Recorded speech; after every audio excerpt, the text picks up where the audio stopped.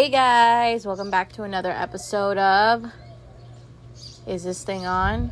Sorry, I had to pause because right now I decided to record this episode without my mic that I record this episode with. This podcast with, and I'm doing it from my phone because I'm lazy. And yeah, but sorry for not having the usual iconic mic sound effect. Anyhow, don't know what I'm gonna call this episode, or I don't even know in which direction we're gonna go in, but you're just gonna have to deal with it, and you're just gonna have to tolerate me for the next 20 or so minutes that I have your attention. So yeah. So, I think right now, being in my early 20s, I'm in a confusing period of my life where, so, little backstory on me if you didn't already know, because I've already made an episode on this. I'm already a college graduate. I've been a college graduate for 3 years. I just made the 3-year mark in May, graduated in 2017 with a bachelor's of science in psychology and a minor in sociology. Yes, I put up with the BS to get the BS. Ha ha ha ha ha.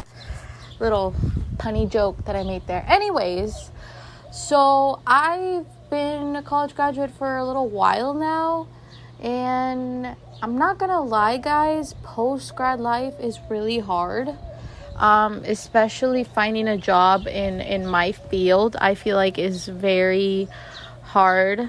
I think for millennials in general, it's kind of hard finding a job like right out of college, because in some ways the job market is very big, and in other ways it's very small, especially right now with the pandemic. It just makes things all the more frustrating.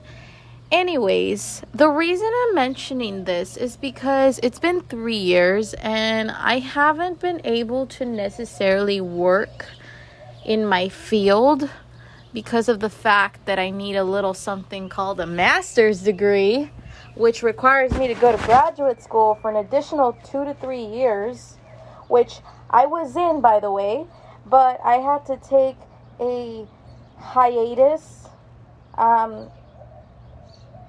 purposely because I just couldn't afford it anymore, and I've already talked about this. And so I've been not doing what I'm supposed to do with my career for almost 3 years.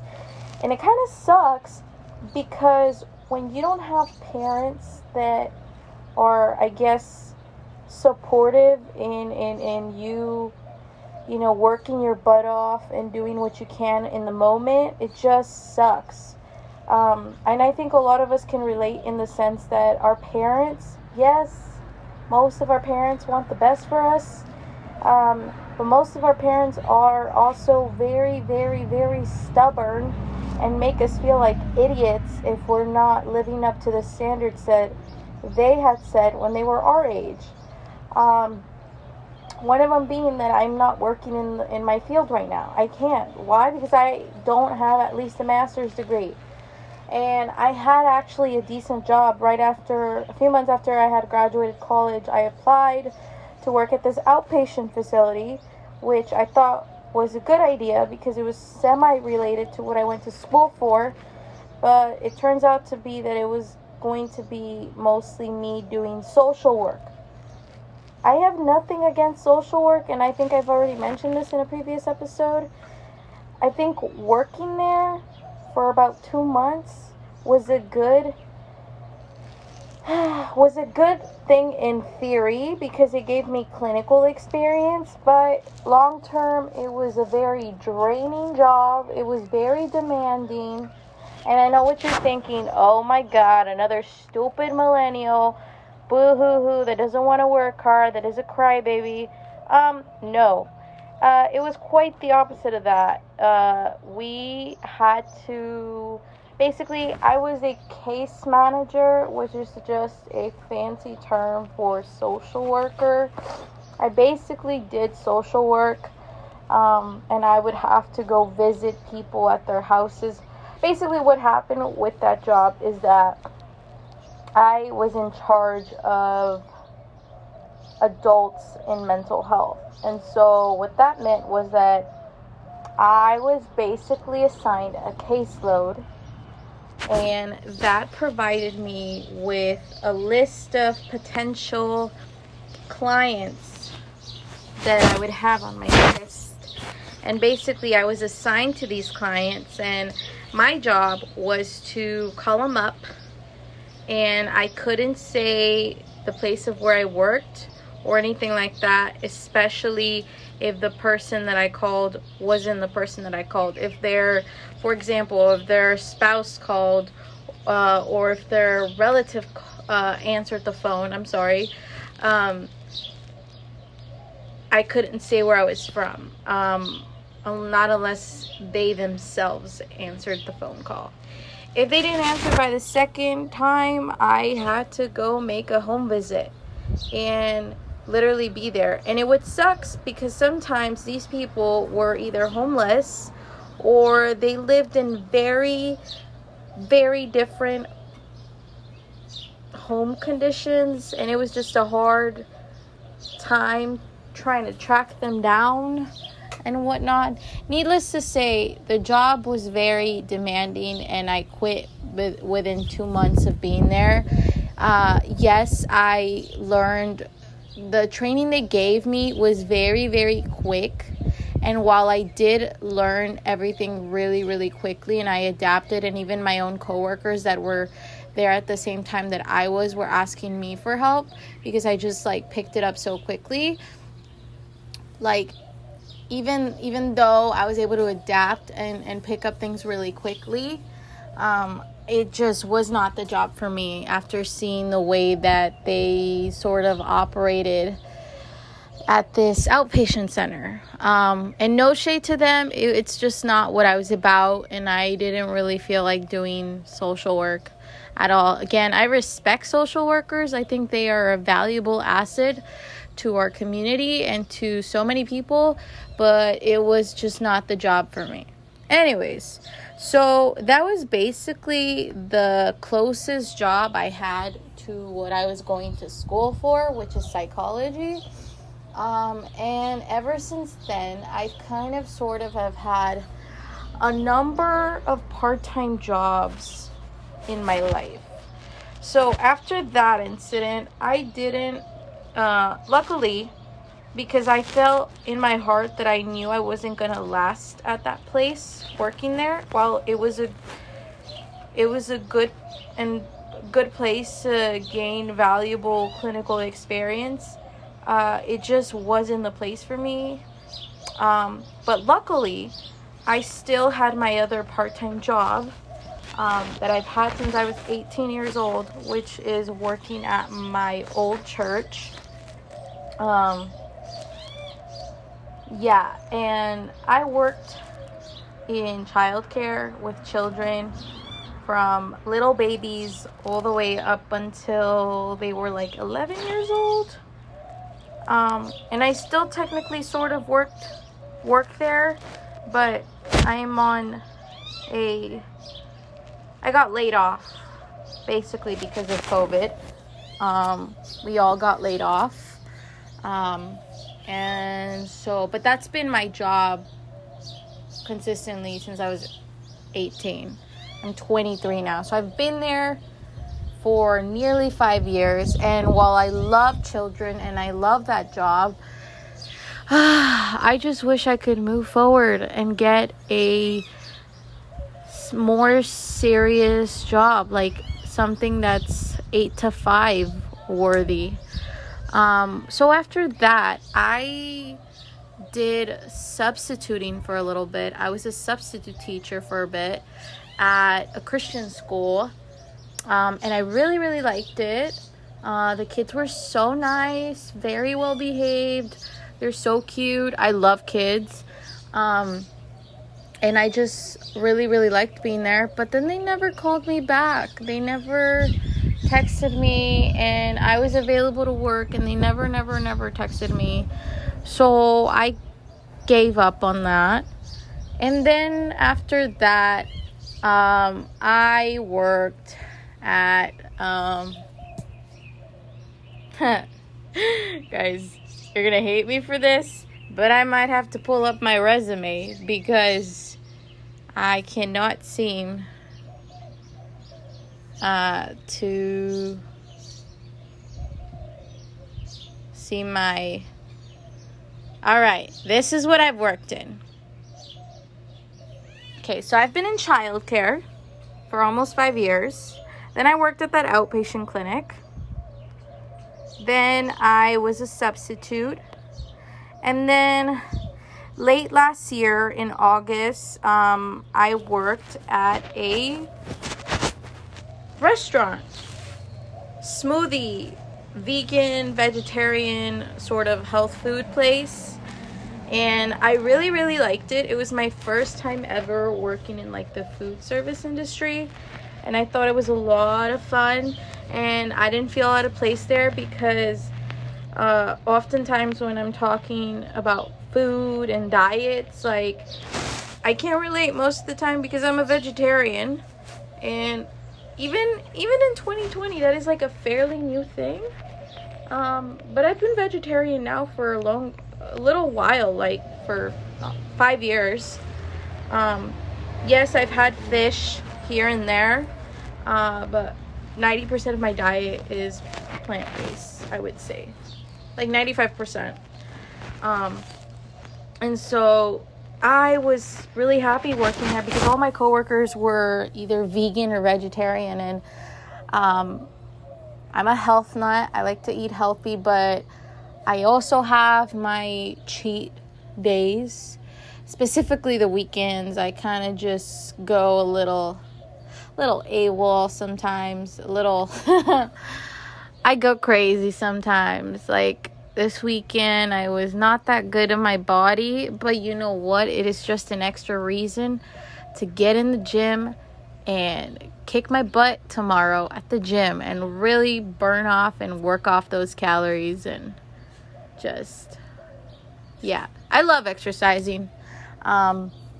So that working at that place was a lot of fun. I never thought I would have fun making food and making smoothies, but I really, really liked it. My coworkers were super nice, and sadly, I got laid off from that place too because they unfortunately went out of business, which sucked because a lot of these health food places for like vegan food and vegetarian food and smoothies are just outrageously expensive, and it really shouldn't be that expensive to eat that healthy, to eat your veggies, to eat your fruit. Like, it shouldn't be so damn expensive, but it is. And so at last I lost that job. So then I was jobless for a good old while, but then I went back to, I still had my other part-time job working in childcare, and so I'm very happy that I've had that job because it's actually taught me a lot. Like, working with children teaches you so much about how to treat people, because children are just so curious. And I think naturally as human beings, we're all curious, and we all, have, different qualities that we possess. And so I think if you can work with children, you can work with anyone. You can work in any type of environment. So that job has taught me a lot. I've been grateful that I've been able to get the employment opportunities that I've had. But I'm just at a point where I'm just like, because I'll hear it from my parents, I'll hear it from other people, and everybody. The age-old question I always get asked is, so what are you going to be doing with your life next? So what's next for you? So what do you do? What is your career? And, you know, the answer to that right now is I'm figuring it out. You know, especially during a pandemic, it just sends me into a downward world spiral where I'm just kind of like, I'm not doing anything with my life. My life is put on pause. School was put on pause. And it just kind of makes me feel like a little bit of a failure, because my own parents keep telling me, oh, you need to get a job, and you need to do this, and you should apply here, you should apply there. And I've been trying to apply everywhere where I could possibly utilize my degree. And it's just so hard, because the thing that they don't tell you about after you graduate from college is that it's not going to be easy at all by any means to get a job.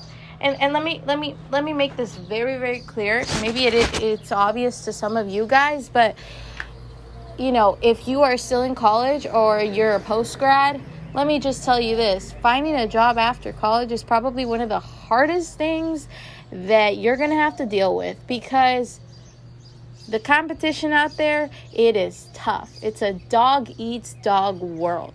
You know, there's always going to be out there people that are more experienced than you, that are more valuable than you, that they're smarter than you, that they just have more going on for them. And you just kind of have to like deal with that. And it sucks that sometimes we gotta embellish our resume a little bit more to get a job. And it's like, the toughest thing about going on a job hunt is like, you fill it all out, they have all your personal information, they do a background check. I know that that's standard in most, you know, employment circumstances. They have to do a background check on you. They can't just, you know, employ anyone. But at the same time, it's like, they're like, they call you in for an interview and you're all giddy and stuff, because you're like, oh my God, I have an interview. Oh my God, I might actually get this job. Oh my God, I might actually be a functioning adult for once and have a normal 8 to 5 job like the rest of society. And then you come to realize that they went with another applicant, and you know what? They don't even let you know why. And you've been calling for days trying to get an update about your application after you've already had a freaking interview. And they don't bother to tell you, except they tell you that they already gave that position away to someone else. And then you're just sitting there contemplating absolutely every freaking decision you've made in your life. Can I get an amen to anyone that's ever done that? Because that is me right now. And so, you know, being 23 right now, I'm at a crossroads where I should have already been working in my field for a bit, or I should have already had a stable 8 to 5 job. And it sucks. It sucks when people are constantly reminding you that you don't have your life together yet. And you know what my theory is? My theory is, hold up, all right? I think that our 20s are just an extension of our teenage years. I know what you're thinking. You can't get away with the same things you did when you were a teenager. True. You are now held accountable for every life-altering decision you make, especially because you're no longer in your teens. You have grown out of the puberty. And you're not as filled with hormones as you were when you were a pubescent teenager, and you're less likely to make stupid decisions. Well, at least some of us, okay? Yeah, the other percentage of us will still make those stupid decisions well into our 20s and 30s. But you know what? That's life. You get up sometimes, you fall, you get up back again, and then the world realizes that that you're stupid, and so you get knocked down again. So, yeah. And so I feel like our 20s are just such a trivial time right now. Like, it's like you're held now accountable for all the decisions you're going to make. But then you're also at a point where you're like, okay, how do I manage my finances? How do I get a good, stable job? How do I get a hold of my life and get a good career? Why am I not getting a good job? And you start questioning absolutely everything, and it tears you down. And you come to realize, like, when am I ever going to be happy? When am I ever going to just slow down for a bit and just take in what's happening for a second and realize that you're not always going to be in that state of your life? And it's just really hard because for me personally, I worked really hard in school. Then I went to college. And I never took a break in college. I did all my classes. I took summer classes. I took so many classes my first semester of university. And it killed me so much. But, then I graduated. And then, after that, I kind of did take a little hiatus, a little break, not by choice, but because graduate school is expensive, and then you got to study for your GRE, which is another thing that I absolutely just don't like. The GRE is the freaking worst. It measures absolutely nothing, and it's just another way for these colleges and educational companies to get money from you. It's just, it's so frustrating. And it really, really makes you feel like a freaking failure when you don't get that GRE score that you were supposed to get for your program. Or you don't, get that job that you were supposed to get even though you have that degree. There's just so many things. It's like sometimes someone that doesn't even have a college career will get a job over you that has a college career simply because they've worked, 5 for 10 years, and they'll take someone that has experience over a college degree. So then you're just left there questioning, like, did I seriously get this degree for nothing? And the answer to that is, I don't know.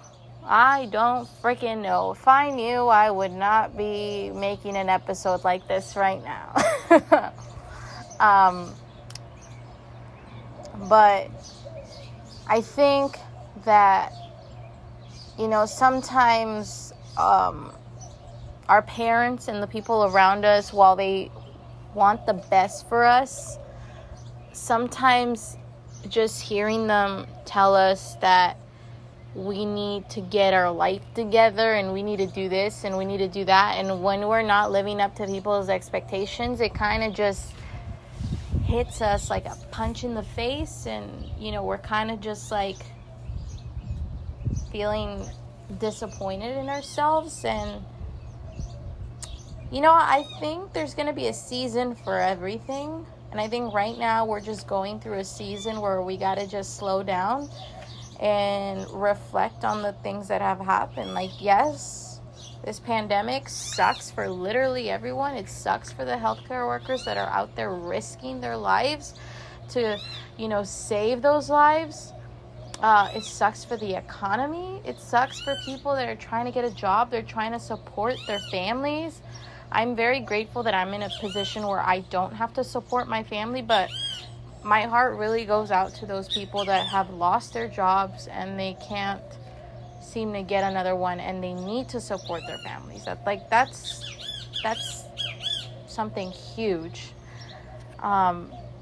that I'm very grateful that I don't have to do. And I know this episode probably sounds like a childish rant,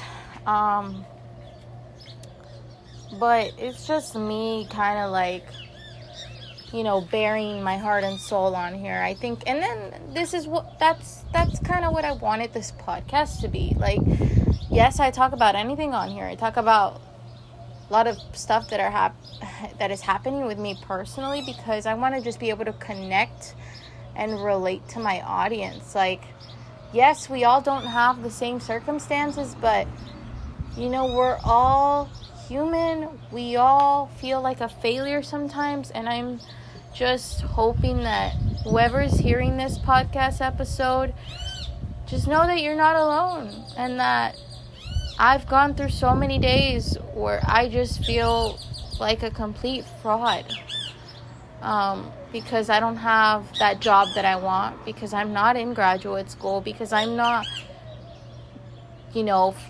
financially there with my life. And it's just our life. It's kind of funny how our life is sort of measured by how much money we make, how much things we own, how many things we own, our relationships. Like, that's another thing. I always hear people ask me, like, oh, when are you gonna get a job? When are you gonna be in a relationship? Oh, are you single? Where's your boyfriend? Like, when are you gonna get married? And it's like, geez Louise, like, I'm only 23. I know that back then I would have been considered an old maid. In the 1950s, I probably would have been an old maid, because if you were, God forbid, over the age of 20, you weren't married and didn't have children, oh my God, consider her an old spinster with like 50 cats. I only have 2 cats, by the way. But it's just annoying. It makes you feel like you don't have your life in order and your life in check. And you know what? And that's why I said that our 20s are just an extension of our teenage years, because here's the thing. No one in their 20s ever fully has their life together. If you're someone in your 20s that you're making a good amount of money, you're living in your dream house, you're traveling the world, you're doing what you want, oh my God, amazing. Absolutely amazing. God bless you. You are winning at life, But for the rest of us that we're still kind of like in development, we're trying to figure things out. We're taking things day by day by day. That's okay too. Not all of us are going to be entrepreneurs. Not all of us are going to be able to travel the world. Not all of us are going to be financially stable. We're going to make some stupid decisions, like buying a stupid purse that looks pretty on Instagram, and then you take it out for a walk and you're like, what the heck did I buy? We're all on different patterns and paths of life. I hate to sound like a motivational speaker, but I guess that's where this is going, and so don't make anyone feel like a failure just because they're not where they're quote unquote supposed to be. Because I have a lot of days where I feel inadequate, and I feel like sometimes I can't even celebrate the little victories in my life that I have. Like being able to give good advice to a friend that needs it, being able to be there for someone when they're, suffering, when they're having a crappy day, being able to just be that support system for someone, being able to like pray for someone and make sure that they're going to be okay. I can't even celebrate those little victories sometimes because I hear all these overlapping things in my life. It's a constant pattern, and I'm sad to say it, but I've let all those things define me. I've let the fact that I don't have an 8-to-5 job define me. I've let the fact that I am not in graduate school define me. I've let the fact that I'm not financially stable define me. And so I don't really have a concluding statement for this podcast, except for the fact that, it's okay to not be where you're supposed to be yet. It's okay. We're all figuring this thing out. Even people that are married and have kids and have a job and have a wife and have a dog and, even people that seem like they have it all together, they do not have it all together. We're all just figuring it out. Life is a work in progress. And, God, I sound like such a cringy motivational speaker. I'm sorry. But I just wanted to say, because I have felt like this for a very long time, just wanted to say that it's okay to still be a work in progress. Okay? Do not beat yourself up before it. Do not let your circumstances in life right now define you. You are bigger and stronger and wiser than that. Okay? And I just hope and pray that if anyone that is like me out there feeling like this, I hope and pray that through Christ we will overcome it. And I truly believe that. I truly believe that the season of life that I'm going through right now, where I don't have the job I want, I'm not in graduate school, I'm not financially stable, I don't have the relationship that I want, I know and I pray and I'm hopeful that God is going to give me something better than the cards that I'm dealt with right now. And I pray for that. I pray for that to be the same for you guys too. That if you're going through imposter syndrome, if you're going through doubts, if you feel like a failure, just know that you will overcome all that. You will. Okay? And so, with that, guys, I just wanted to say that, as always, I have a podcast number that you can always call if you ever want to chitty chat or leave me a voicemail message, or leave me a podcast topic suggestion, whatever it may be. I have a number that you can call or text, and it's 956-278-0720, 956-278-0720. That is 956-278-0720. And that is the podcast number for this podcast. Call it, text it, do whatever you want. Send me some memes if you want. Yeah, like if you need a friend to chat to, the number's there. As always, I will leave resources in the description of this podcast. There's also a voice message link that you can click on that takes you to the podcast website, and you can leave a little voice memo there. And maybe I'll put it on the next podcast episode. Who knows? That's if y'all even care to give me feedback. Oh my God, I'm trying not to shade anyone. I'm sorry. But with that, guys, I hope that y'all are having a wonderful morning, day, and night, whatever time of the day it is, wherever you are. And as always, guys and girls, whoever's listening to this, if you're an alien out there, hi. Anyways, as always, go forth, prosper, and God bless. Bye.